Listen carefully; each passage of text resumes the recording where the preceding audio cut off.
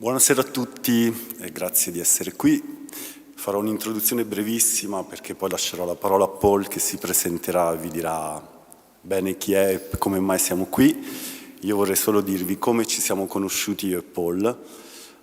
Circa 2 anni fa in museo abbiamo deciso di aprire una pagina web dove caricare i modelli 3D delle nostre opere e un giorno sotto uno dei modelli 3D appare un commento che poi ho scoperto essere Paul. Non ho prestato attenzione a questo commento e Paul ha continuato a scrivermi dicendo che voleva assolutamente quel modello 3D, che sarebbe stato disposto a comprarlo, al che ha catturato la mia attenzione. Ci siamo scritti via mail per una volta e da lì è nato un rapporto epistolare bellissimo in cui Paul mi chiedeva informazioni su mobili che avevamo in museo perché il suo hobby è quello di ricostruire mobili egizi e la sua professione è quella di disegnatore, quindi i nostri scambi epistolari erano basati su dei disegni magnifici che mi mandava Paul per farmi domande specifiche su giunture di mobili, su come era messo un perno. Io ovviamente mi sono innamorato dei suoi disegni e ho iniziato a raccogliere tutto il materiale che mi mandava via mail in attesa di condividerlo prima o poi con qualcuno e finalmente c'è stata questa occasione, quindi sono felice di aver invitato Paul e di farvi vedere il suo bellissimo lavoro. Ora si presenterà più in dettaglio lui e lascio il palco e la parola a Paul.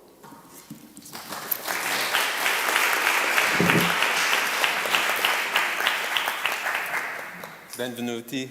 Thank you all for coming, and thank you Federico Taverni, the Museo Egizio, and the Acme Group. I imagine that not many of you here tonight are woodworkers.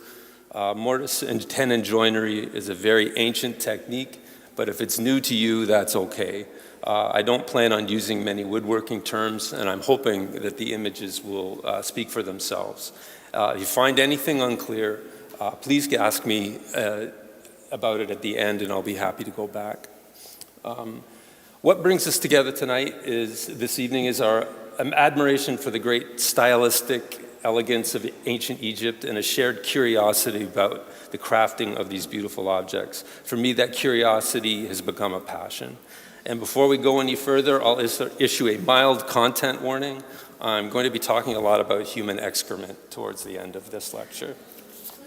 But to quickly introduce myself, I've been working as an animation storyboard artist for about 35 years, but all my life I've been an absolute nut for anything relating to archaeology. As a child, I loved making bows and arrows, and I graduated onto balsa model airplane kits. And I can remember working on a school project at about the age of 11 with leftover bits of a couple airplane kits, and I tried making a copy of an antique harvesting machine that I found in our family encyclopedia. It was a grainy image like this one, so I wasn't exactly sure what I was looking at, but at 11 years old, I suppose I thought it would just kind of reveal itself to me as I worked on it. It did not reveal itself to me as I worked on it. I ended up with a bunch of roughly cut balsa wood scraps. They're all barely held together with pipe cleaners and white paste. I covered a sheet of cardboard with glue and sand and cut grass, and I'm pretty sure I borrowed one of my sister's ceramic horses. And I wasn't happy with this result. I tend to be my own worst critic, and I probably was a little too impatient with myself. For better or for worse, I decided to move away from making sculpture objects, and I threw my energies into drawing and painting for the next few decades. I will lay some of the blame on my tools. They say a craftsman doesn't blame his tools, but I found that without decent equipment, any skill is really difficult to learn. Decades later, after leaving art school and after spending countless hours in animation working on other people's projects in a digital space, I felt a renewed desire to make tangible objects. And desire is too weak a word. I think I felt a compulsion to make physical objects, ones that I could hold in my hands and call my very own. So this is my workshop. It's in a one-bedroom apartment. That's my galley kitchen on the left. To keep the neighbors from breaking down the door, I have the bench on heavy rubber mats and vibration blocks. So I try to work really, really quietly. And you can imagine something like a prisoner trying to dig his way through a tunnel in the middle of the night, something like that. And a word of advice, don't do this sort of work if you live in a small space with other people. I try to keep the shavings swept up, and I vacuum regularly, but in the middle of a project when I'm working on 50 things, it can feel like living in a hamster cage with all the shavings on the floor. With some instructional books, and a lot of internet research and stuff like that, I gained enough basic skills to build standard cabinets in like Shaker and Gustavian styles, and a bed, small tables, storage cupboards, and even some ukuleles. I felt I now possessed enough skills to like furnish my apartment with whatever I needed, and I finally needed some chairs. I built a couple from purchased plans, but I wasn't happy with the comfort of those, so I built one from my own design, and I still wasn't happy with the comfort of that. I started spending a lot of time doodling different designs, but it felt like every permutation of a chair had already been tried, and a lot of the more adventurous ones rely on special factory wood lamination techniques and custom hardware that I didn't have. It also became apparent that I'd probably have to build a bunch of experimental chairs to arrive at the ergonomics I was looking for. I wasn't really enjoying myself. I felt like I was 11 years old again. I was trying to recreate that harvesting machine, and I didn't have enough information to move forward in a satisfying way. But then it hit me that Egyptian furniture, those designs have been refined by endless iteration over hundreds and hundreds of years. In rebuilding them, I'd be following the instructions left behind by people who'd been dead for 3,500 years. But even though the instructions were from antiquity, it was a fresh path for me. It would be lifting me out of the boxiness of the European tradition. I started looking at Egyptian furniture on the internet. I fell in love with this lattice stool in the British Museum.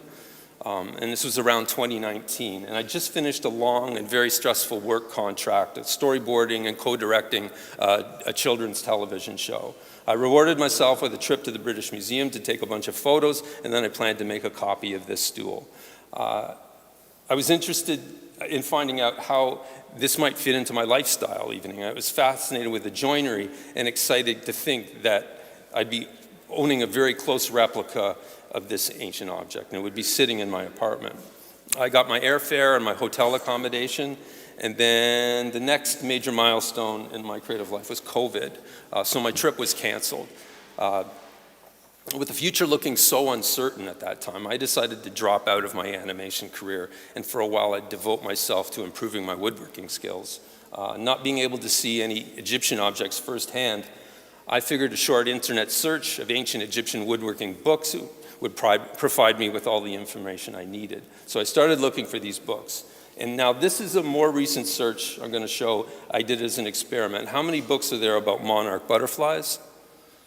There are thousands of books about monarch butterflies. And the next I looked up was how many books are there about ancient Egyptian furniture? And it says there are 2 books about ancient Egyptian furniture. And there are actually more than 2 books. But I wouldn't say that like 7 to 9 is a lot more than 2. There's Geoffrey Killen's 3-volume set called Ancient Egyptian Furniture. Mary Eaton Krauss has a book on Tutankhamun's seatings. Dan Sfarth has one about the quarter-scale models he's built. Dina El Gabri has descriptions of furniture in the Cairo Museum. And the granddaddy of them all is at the top of the image, and that is Hollis Baker's Furniture in the Ancient World. And there are also some excellent dissertations and various other papers covering specific pieces, but overall, it's not a large amount of writing, really. And these are all excellent books in their own respective ways. And some include plan drawings, but there isn't enough information or detailed information in those drawings to build a satisfying copy. A drawing or a few photos just can't hold that level of information. The archaeological records packed with drawings and low-relief carvings of ancient furniture. We see chairs and tables in the visual art of Sumeria, Assyria, and ancient Greece. but they only exist as vase decorations, wall reliefs, or clay models. Today, even after several centuries of speculation, no one can say 100% exactly how a Klysmos chair was put together. By some miracle of climate and geography, we have many surviving wooden objects from ancient Egypt. Museums hold many coffins that fit closely around the human form, but far rarer and more exciting to me is the furniture, chairs and stools that are made to hold a living human form. If these chairs and stools can be recreated accurately, they can pass a sensation of comfort through time. And in my internet researches, I was also looking for modern copies, but nearly everything I found was in the Egyptian revival style. This novelty furniture may have accurately reflected gentlemen's tastes of the time, but of the early 19th and 20th century, but the pieces use very standard European construction techniques. Whoops. Oh, sorry, okay, this is, okay. So I forged ahead with limited information I had. I built that British Museum lattice chair, lattice stool I showed you earlier from a few photographs on their website. I worked on this stuff, which is a chair from the Brooklyn Museum and a small table from the Brooklyn Museum. And the dangers of COVID eventually faded, and I was able to visit the storage department in Brooklyn Museum. And it was a huge thrill to examine these objects firsthand and take my own photos. The building process for these pieces was hugely educational. I was confident about the construction, how things went together, but I was never really sure that I was interpreting my photos with enough accuracy to achieve exactly the right proportions and contours. And I felt that nagging dissatisfaction again. And eventually, I was able to book another trip to the British Museum, this time to examine objects in the study room of the Department of Egypt and Sudan. And sitting face to face with an object that someone crafted 3,500 years ago is always a thrill. And I find it hard to execute a perfectly methodical examination. I'll get enraptured with some tiny detail that's surprising to me, and then I'll return home and I'll wonder why I took so many shots of one thing and totally missed another thing. And that sometimes it's even the thing I was enraptured by, I'll forget to take like a useful angle of it. So, oh, beg your pardon. Yeah, I'll forget the thing I was geeking out about. But by this point, I'd also learned about photogrammetry. Even today, most museums only have a few photographs to document their furniture. With detailed 3D scanning, Federico Taverni and his colleagues here at the Museo Egizio are preserving a far more complete understanding of these objects. Photogrammetry involves collecting a few hundred photos of the objects, then using software to identify and compare tiny surface details that then it uses to output a near perfect 3D model of the original. What's exciting to me personally is that it's like having the piece of furniture in the room with me. I like to think of my furniture and my replicas as drawings done in wood. Drawing from life is how you learn anatomy.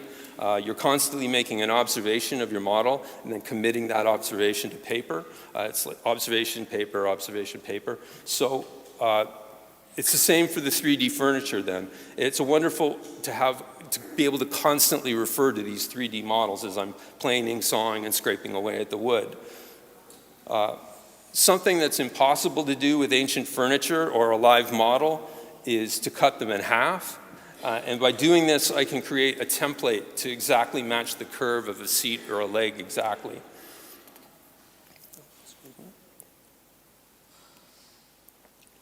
Okay. I think this stool in storage at the British Museum might be the only surviving example of a folding stool with feline feet. They commonly have duck heads at the bottom. With photogrammetry, you can figure out exactly how the tenons need to be positioned that are going from the legs into the support bars at the bottom and the seat frame at the top. I can isolate components and print out templates like these that I can glue to the wood, and they give me reasonably exact profiles. And I know I'm starting with something correct at that point. Here, knowing that I'm starting with something that is solid and correct. It allows me to focus on the details in a more satisfying way, or with much less pressure. So we can go in on the feet there. I'd be curious, I haven't seen fluting like this on the back of the foot anywhere but the Tutankhamun furniture, and if I'm wrong about that, I hope someone would let me know. That would be great. Okay, here's a few more photos of the stool with a leather seat added. Okay, here's something I didn't notice in the examination room, is that the back of this chair, the seat frame, is tilted up about 10 degrees higher. You can see the back of the stool on the right is higher than the front. Also, the front legs with their feet to the left of this picture are set in between the outer legs, the outer back legs. And these features are consistent with Tutankhamun's small golden shrine. And this is only an image, so we don't know exactly, how accurate a representation it is, but we can see here some kind of animal skin has been thrown over and the legs kind of tucked around and out the ends of the seats. And there's a thick cushion sitting on top of that.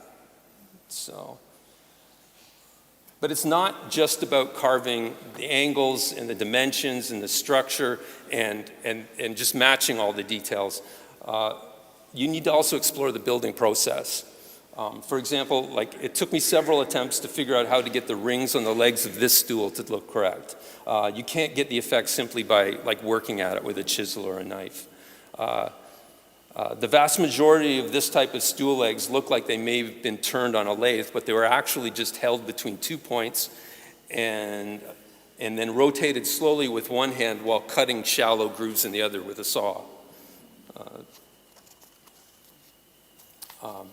Now, this photo is a little bit blurry, but you can see the grooves are of equal width and a consistent depth.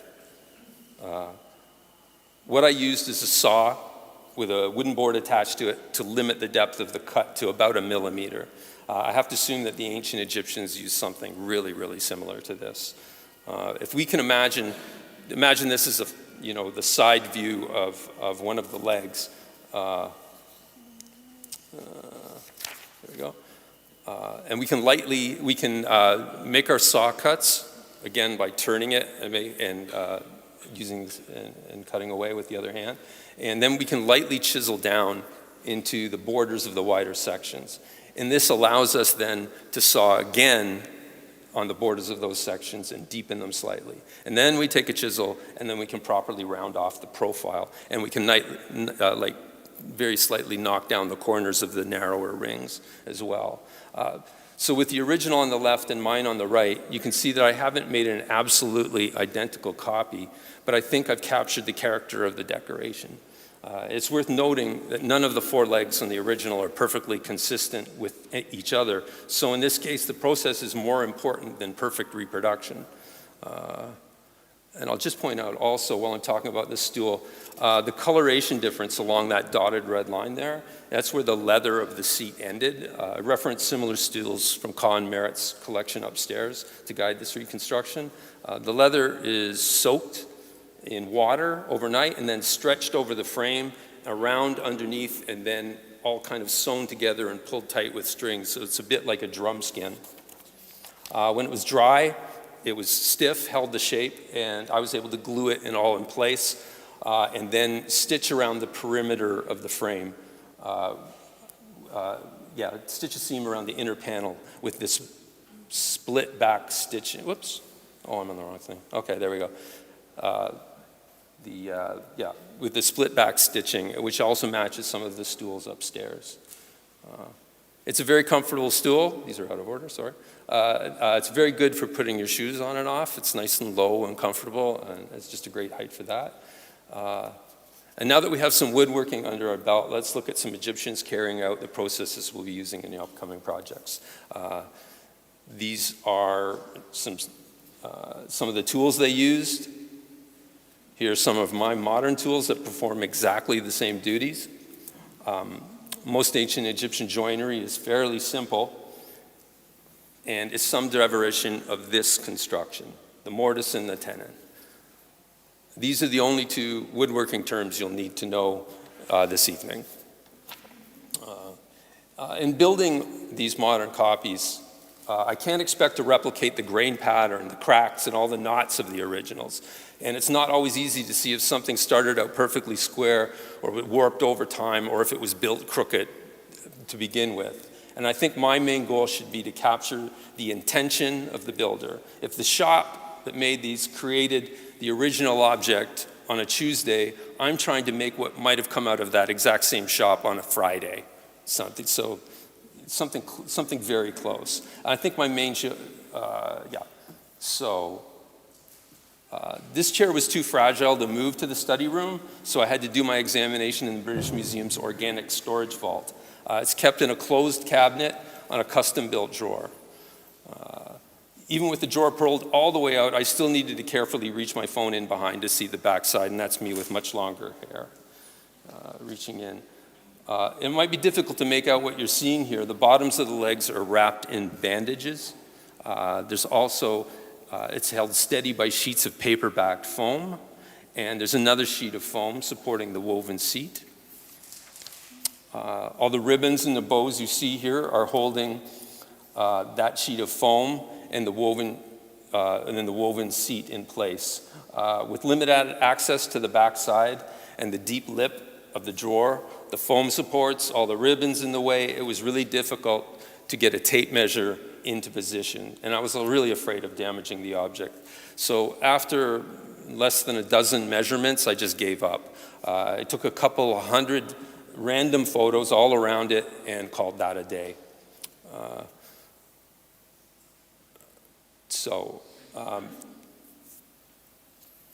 Here's, yes. The few measurements I got and my photo documentation aligns pretty closely with this image. It's a facsimile of the sorts of orthographic views you find in those books I showed you earlier. With an additional front or top view, it would be accurate enough to create a recognizable version of this chair, but it's not enough information to make a true copy. This is another photo from the British Museum website. We'll go closer on the woven seat of this undated photo and compare it to its current condition. And we can see that the fibers have deteriorated significantly. So I think it's worth thinking about these chairs in that context as well. They're far more vulnerable to decay than stone or pottery, and far more complicated in their makeup. So, and a few photos or drawings, no matter how well executed they are, aren't going to be able to capture enough information to rebuild the original if it disappeared. And it would be lost to us like the Klismos chair. So photogrammetry can come to our rescue. I'll bring my photogrammetric model, and you can see that it superimposes very neatly over the original. The angle of the leg closest to us is a little bit different, but that's because it's being held more vertically by the paper-backed foam around the legs, the bracing. We can rotate our model, and something becomes more obvious. The back legs of this chair curve inward at a slight angle. It's a detail I didn't notice in my examination at the time, or even in my photos looking at them later, because I just unconsciously dismissed it as camera distortion. If I put my earlier diagram over it, you can see there's plenty of difference between my idea of the chair and the reality of it. Both back legs are slightly but noticeably curving inward, and that curve starts above the frame. If we zoom in on the joint where they intersect, the angle of this joint is tight but not perfectly square. Both legs are a few degrees off from 90 degrees.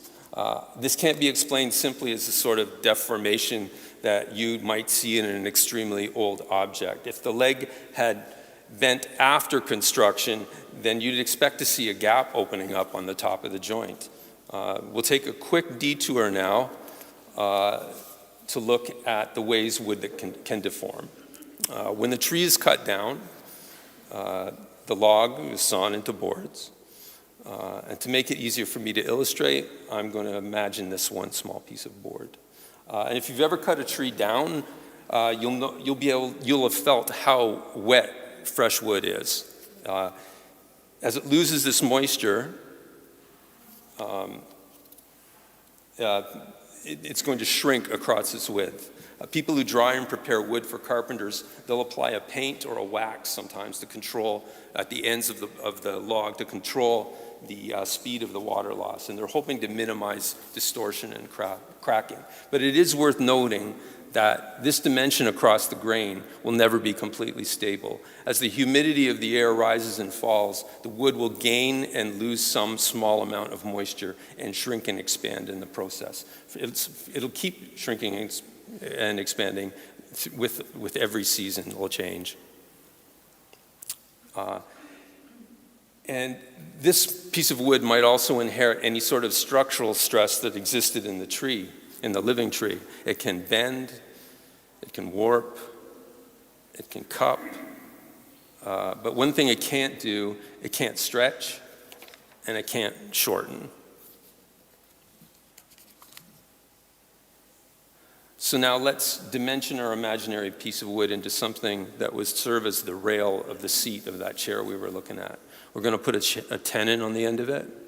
I'll mark out the borders of that tenon, and we'll bring it a little closer and make it clear to myself which sections are going to be cut away. First, we are going to saw the lengthwise marks, and when that's done, we can cross-cut to release the marked out sections until only the tenon we want is left behind. And now we can place it into our chair leg.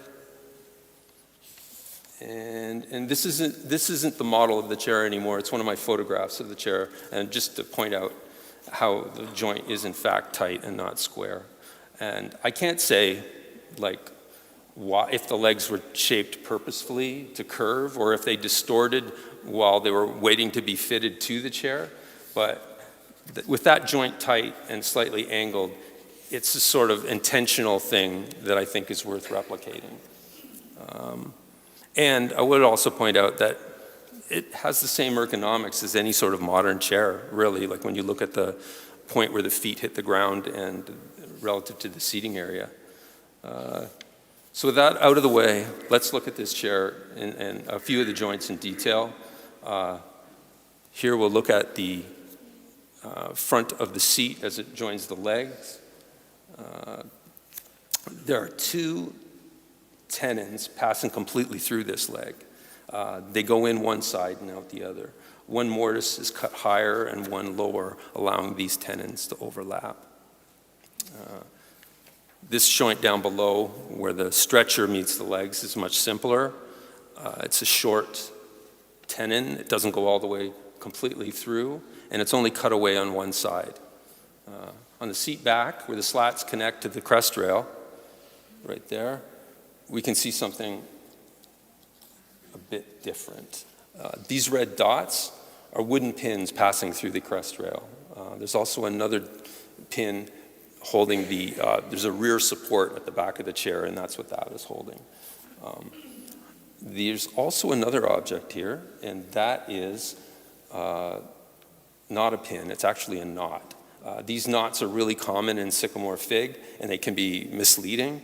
But if you look at one of the other legs of the same chair, you'll see more knots that look very similar to dowels. And these are really common in the sycamore fig wood that Egyptian furniture is made from.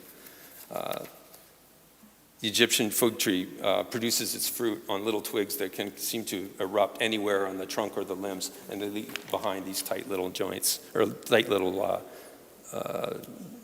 knots. So here's what the joinery looks like underneath. If we take out a pin, we can pull out the tenon, take a look at it. It's another very simple tenon. We'll just frame through this next joint down where the seat meets the back. It's another short tenon, a little more complicated. And up here on the crest rail, before we leave, we'll just look at the chair leg and the seat back rail are going into the crest rail in one hole. There's a single mortise and they share it. Both their tenons go into it. It's trickier than the other ones we saw. I'm not exactly certain how the mortise looks on the inside. The literature generally assumes a tapered joint like this, but I find it incredibly hard to work with because the pieces will keep popping off as I'm trying to refine the fit and the surface cutting. A square mortise like this is much more sturdy, but it would require one of the tenons to have this weird sort of flared cross section. If any conservator out there has a crest rail lying around that they can look at and check for me, I'd be very grateful to know what the cross section of it is. And finally, we'll whip around to a front view. So this is what that tenon looks like inside. Whoops. Oh, this is the old one. Okay. Yeah, so we're just going to jump to the Brooklyn Museum right now. They have this chair, more ornate, but kind of the same basic structure in some respects, at least for the crest rail. And you can see the mortise coming up into the crest rail in this shot. You'll also notice that there's quite a lot of black around these marks, or around these tenons, and that's a mixture of glue and stone dust that serves to fill in all the extra space because the mortises are quite roughly cut. Okay, we'll go back to the chair. We'll just pull the joint apart now. So, this is the first of 3 stools from the tomb of Ka and Merit that I'll be talking about tonight. You'll see, some of you will be familiar with this photo of the excavation. We can see 2 very similar white stools being carried by the 2 children that were working that day. This child, there's a 50% chance that this child is holding the stool we're going to talk about now.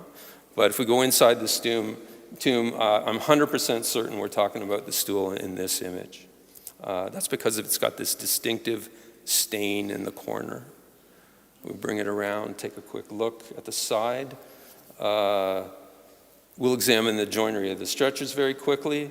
The tenons on these structures are more or less the same as the other chair we looked at, except you'll notice they've been trimmed away at the top of one and the bottom of the other, and that's so that they can overlap inside the leg. Whoops. There's that. Going back, we'll take a look at the seat to the leg joint here. Go closer. We can see that this tenon has a shoulder on every side. Whoops, on every side. The tenon is buried completely inside that connection. In a top view, we can see that the seat is a 4-piece frame with tenons on the ends projecting into the sides. The convention is to pin these joints, but there's no trace of any pins on this example. It seems strange to me, and I don't know why they wouldn't have bothered to do it, but I'm just pointing it out. And whenever I share one of these stools online, some woodworker will always leave a comment saying that the curving wood must have been bent to shape. There are tomb images from earlier dynasties that show wood bending techniques, but that doesn't seem to be the standard construction method for this furniture. This stool that we looked at earlier, its frame is very lightly built. It doesn't have any supports at all. There's like no lattice structure underneath the curving of the frame. And in the middle, it's only 12 millimeters thick. And it tapers, and it's like an airfoil. It tapers out to about 9 millimeters at the edges. So they're really dainty little things. We can go closer, and then I'm just going to go to a photo view right now. And you can see that clearly the grain, the cracks along the wood there are running in a perfectly straight line. So, and the grain on the seat rail of Ka's stool is also straight. What we need now is a way to cut a curve into an 8-centimeter thick piece of hardwood that we're going to use as the frame for Ka's stool. I don't think there's any evidence that the Egyptians used tension blades for woodworking, and even if they had them, tension blades in a handheld frame like this are only good for very thin pieces of wood. If you try to use this sort of saw on thick pieces of wood, it'll be very slow work, it'll be very hard to control, and you'll break a lot of blades in the process.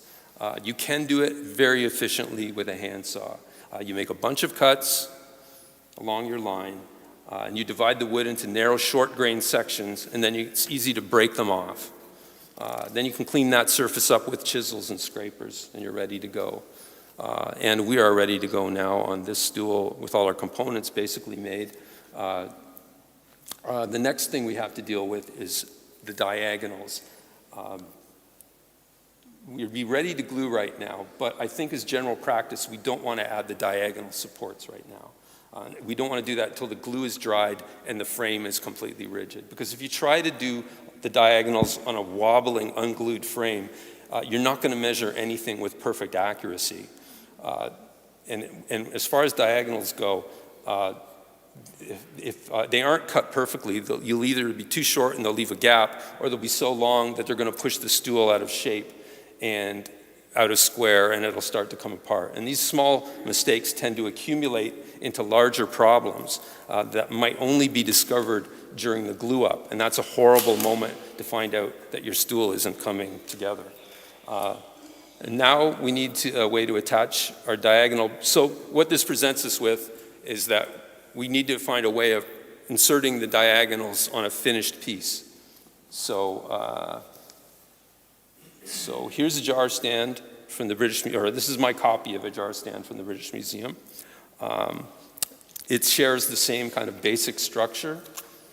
It will go in on the joint. And so there are a few options for making this connection. You can either do a full tenon, and that's the first, so like you throw all caution to the wind and you build the tenons on the diagonal and you make that as part of your construction of the object. That is a possible way to go. But later we're going to look at an example of that approach, and it suffers from the sorts of problems that I just described. So another method would be to put a small stub tenon and a very short mortise, and just allow enough room to, in the corner of your structure for it to swivel into place. It could also just be glued in place with no other reinforcement, and it'll be contained by the glue around it, and if you slap on enough gesso, it'll all kind of hold together for thousands of years. So, you're achieving the same thing without going to a lot of extra work. But on this stool that we're discussing right now, the solution is to use a wooden peg. You drilled in from the bottom up into the diagonal support, and it acts like a tenon, really.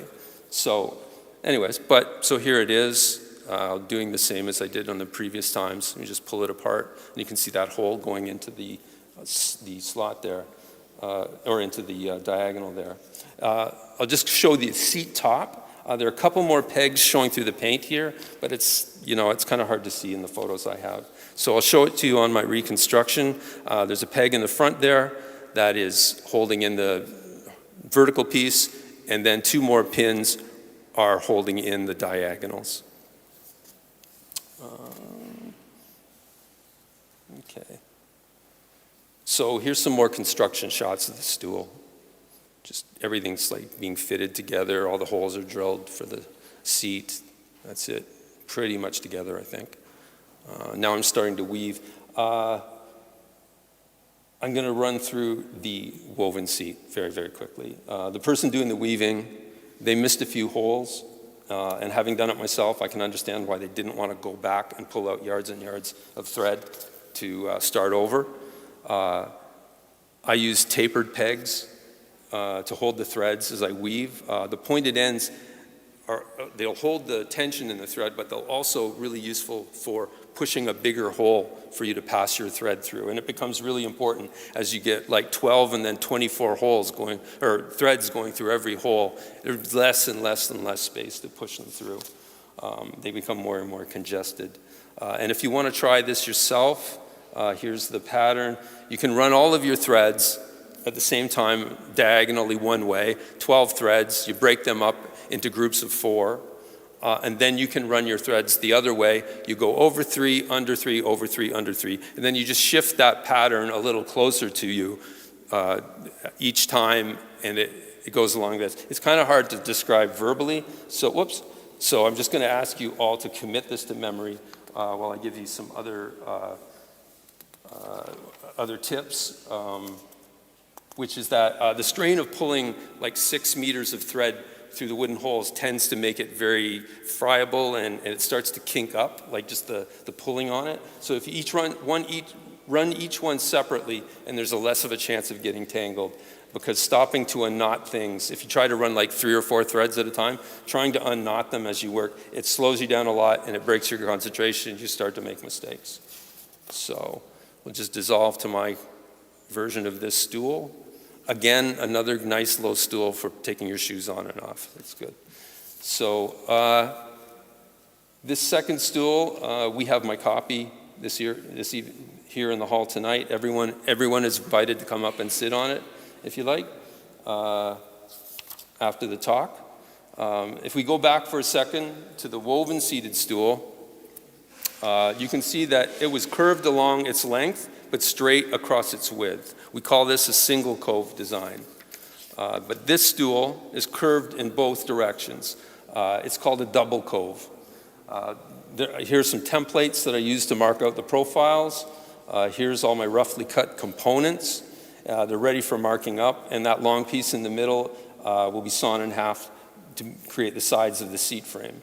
On the 3D model, you'll notice that the inside faces of the seat are canted in towards each other, and this makes the shaping of the middle pieces much more difficult. They're all trapezoidal, they all widen towards the middle of the seat, towards the bottom of the seat, and then they narrow again towards the other end of the seat. It's a lot of extra work. I believe nearly all other slatted stools also have 4 narrow slats in the middle instead of 2 wide ones, like this one does. And you might assume that their tenons look like this, but with a wide mortise, you'll come too close to the bottom edges of the curving seat frame and weaken it, and it'll break away. So you'll have to really, it's safer to stick with narrow mortises and narrow tenons. But that creates a problem with these wide slats. The stability is something to be concerned about. On a frame with vertical sides, pushing down on one side of the slat would generally cause the other one to lift up. So I think the reason for these inclined planes is so that the slats are kind of locked in place. You can still push down on one side of it, but with the side of the frame capturing it, the other edge of the wide slat can't flip up. The double cove shape of the seat, the double curving, means that the mortises need to follow that curve on 2 different planes. And I generally use a block of wood to guide all my really critical drilling jobs. It keeps the angle perfectly. You can see that piece of block there. It has sort of like a slot in the end. If you just run your drill in that slot, it'll hold it at a really precise angle. You can make a 90-degree one if you want, and that helps a lot. And you can see that it also acts as a depth stop. So, and you may have seen images of Egyptian workers using mallets and chisels to create mortises, but in my experience, it's too rough a technique for delicate furniture. And you're often making the holes near the end of a piece of wood, and that's very difficult. That puts a lot of violence on the wood, and it's very, very likely to crack the end of the piece if you try to do it on small bits of wood like this.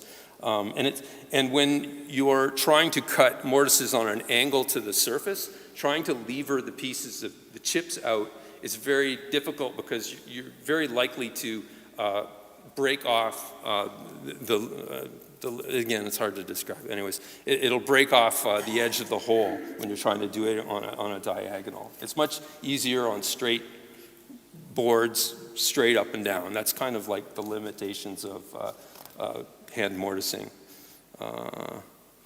So here we've removed all the wood from the top side. And here our first tenon is cut, hooray. Here it's fitted in the side. We've got everything else fitted now, we're getting close. Here, everything is put together and I've marked my curves out on the end. And now we have to take out that dipping section in the middle of the slats. And I just use the same technique I showed before with the saws. I cut a lot of curves and then I take a chisel and I break all those kerfs off, and then I scrape everything down until I'm at very close to my final curve. And you can see everything's basically ready to go here. Now the clamps are on, and I make sure all the seams are as tight as possible. We can relax a bit.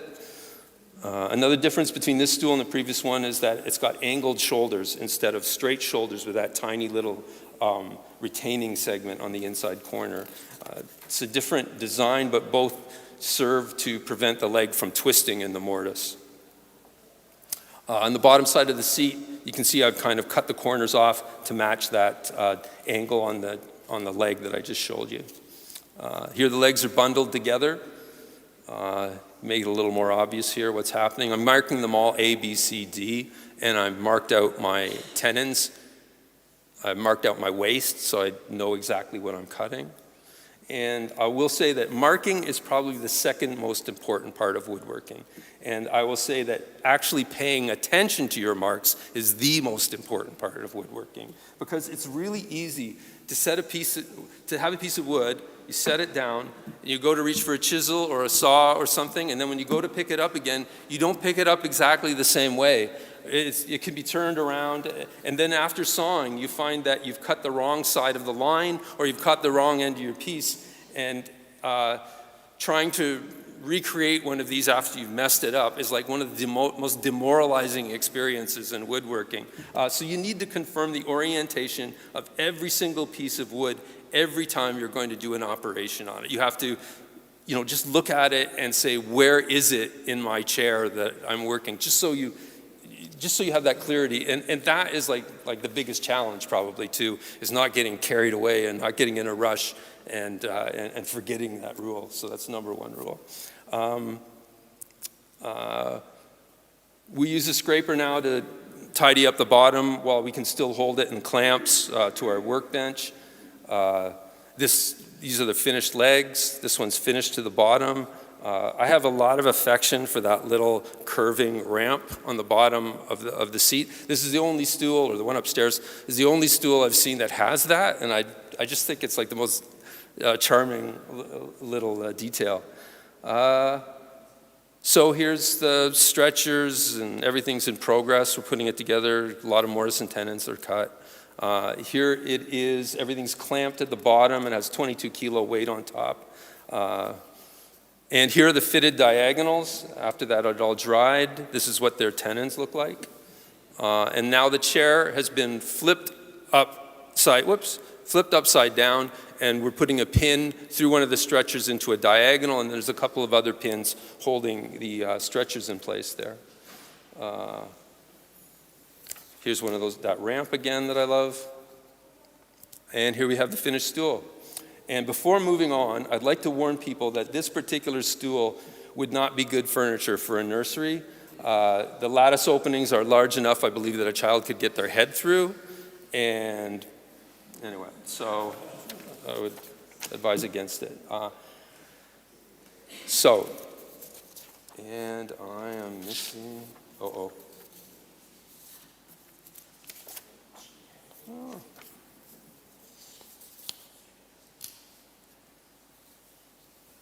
Okay, somehow a page has disappeared. Okay, so this is another stool from the collection of Ka and Merit upstairs. It was found in the antechamber outside their tomb. It's at the bottom of the frame here near the foot of Ka's bed. And for this discussion, I'm going to call it Ka's tomb. He died in old age and with a bad back and bad knees. So I'm going to assume that this was an assistive device. Sorry. This is what we're talking about. So I'm going to assume that this is an assistive device for an infirm person.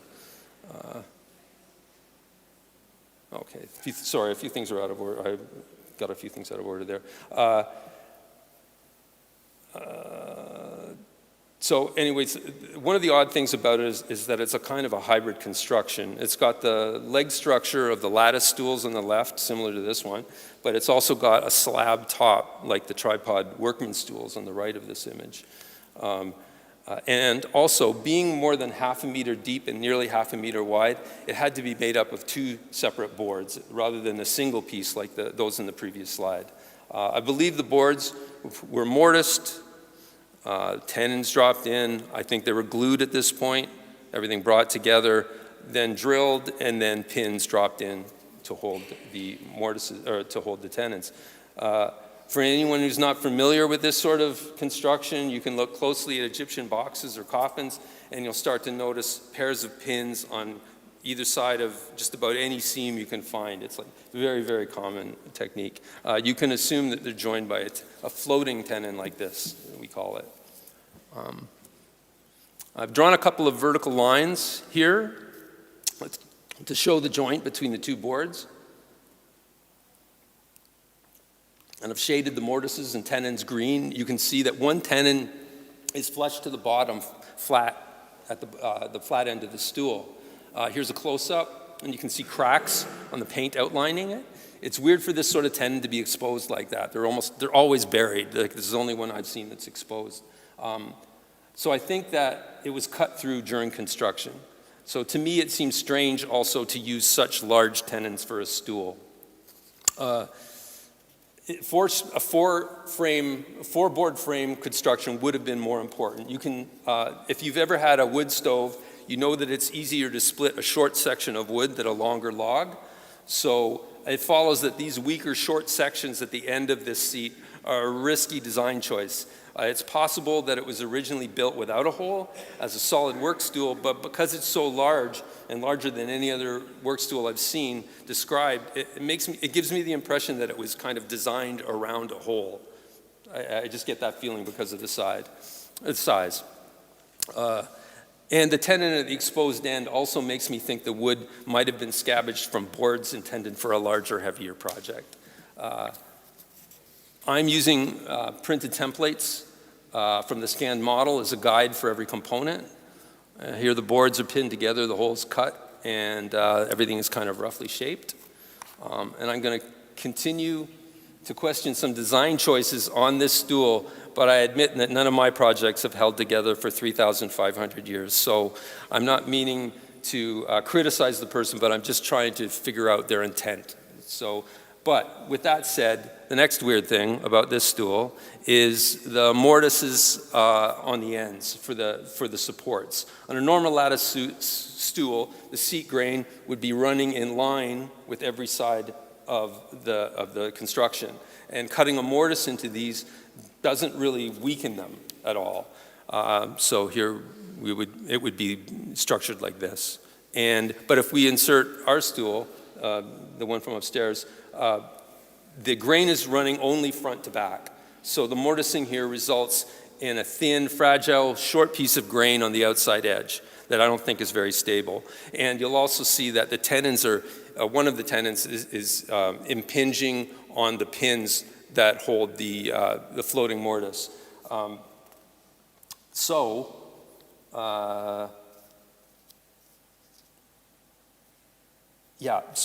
it doesn't feel like, none of it to me feels like careful planning or design as much as someone repurposing existing materials they had on hand, and everything feels a little bit improvised to me.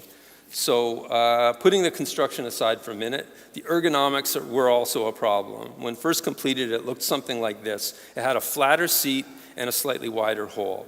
I put mine on, during construction, I put it on a couple of boxes and I sat on it. And though that hole hits your pelvis right here, and it's really, really painful. It's uncomfortable. So, and I think it must have been a problem for the builder too, because this brings us to the first modification. You can see there's a strip of wood has been added to the left-hand side of the hole, right there. There's two dark spots to the left of the blue, and those are the remains of dowels. In my 3D program, I put, cylinder shapes through the start and the stop points of those dowels, and I was really surprised to see how neatly in line they are with each other. They're quite exactly parallel. And you can see here in this next slide that I've made the blue spacer thicker. It matches the original curve of the top of this stool.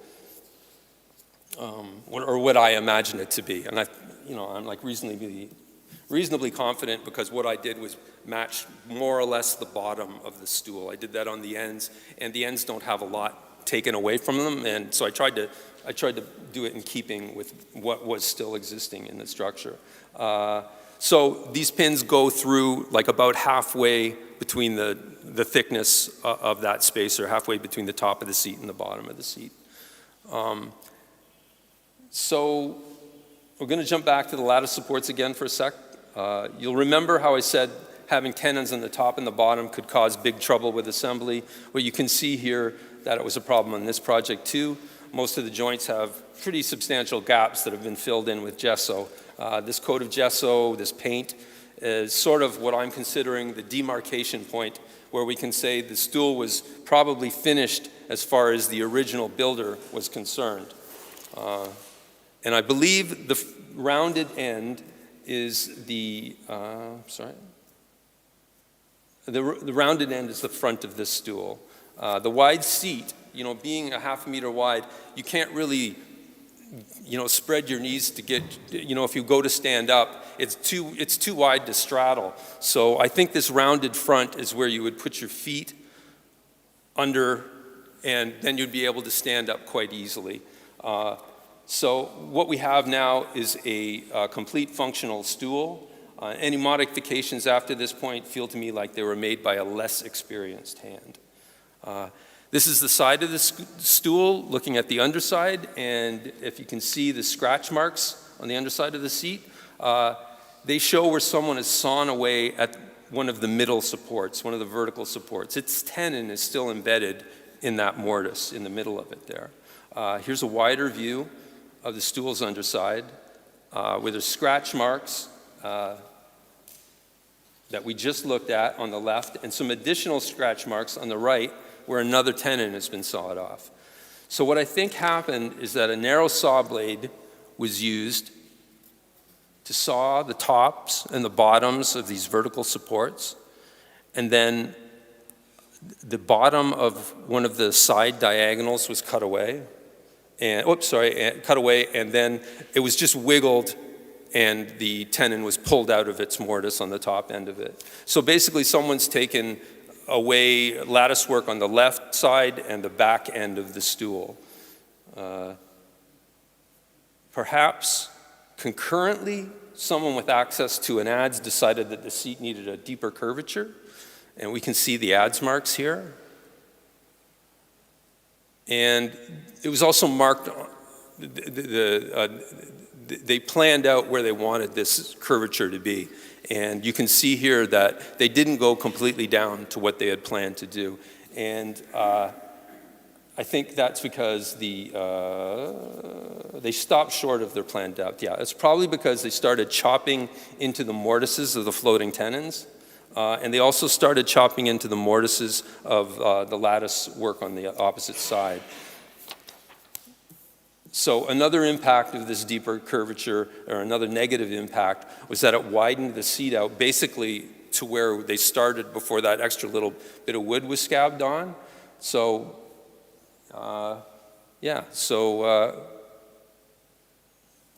oops, sorry.